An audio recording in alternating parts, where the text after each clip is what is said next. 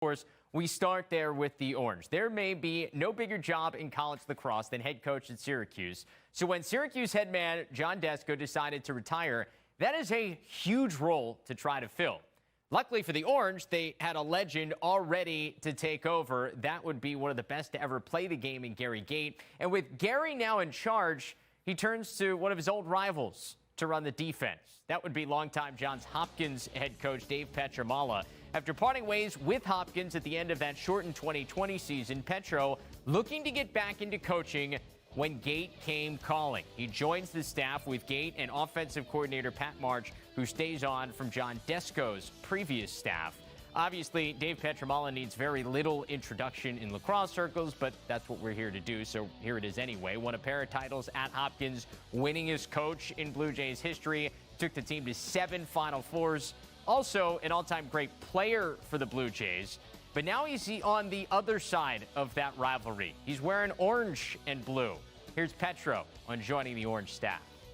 As long as I've been in coaching, or when I decided to get into coaching, the simple fact was I wanted to be at a place where, number one, it was a great academic institution, and number two, it was a place that was passionate and cared about lacrosse and you could compete for a national championship. So the goal was to always be somewhere where, it was a great opportunity from an academic standpoint, and it was a place where the institution itself, part of the fabric of the institution was that lacrosse was important, not only to the lacrosse community, not only to the alums, but to actually the administration and the university in Syracuse clearly checks all those boxes. I mean, I've got a long history with Syracuse University.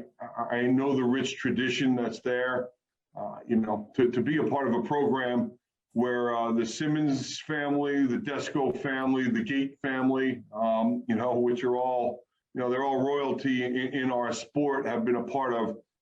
It just checks all the boxes and makes complete sense for me to be at a place like that. As Coach Pietramala mentioned, he's very familiar with the program and Gary Gait. Petro and Gait played against each other in college, considered some of the best to ever play the game.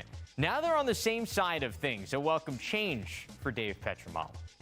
It's nice to be all on the same team. I've enjoyed immensely my conversations with him thus far.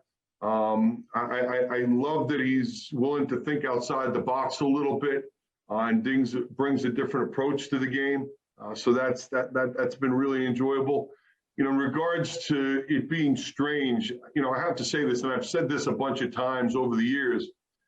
Johns Hopkins and Syracuse, while they really never want to admit it, are more like each other than they'd like to admit in terms of their care and passion for lacrosse. I think they share that. I think they share those feelings. To be honest, it hasn't been strange. It really hasn't. A year's passed. I've been considering, where the next opportunity might come, and when this one came, it didn't take a whole lot of thought to realize that it was a good fit, the right fit, and one that I would enjoy. Well, speaking of recruiting, Dave Pietramala has a pair of sons that are in the mix in the class of 2022. Both are pretty good. Both Dom and Nick Pietramala, highly regarded recruits, both currently verbally committed to North Carolina. Dom, an attackman, one of the big names in this class, ranked the #2 recruit in the country. When asked about his sons, if they would follow him to Syracuse, Coach Dave Pietramala deferred, saying both are focused on having a good summer playing the sport right now. So we wait and see there.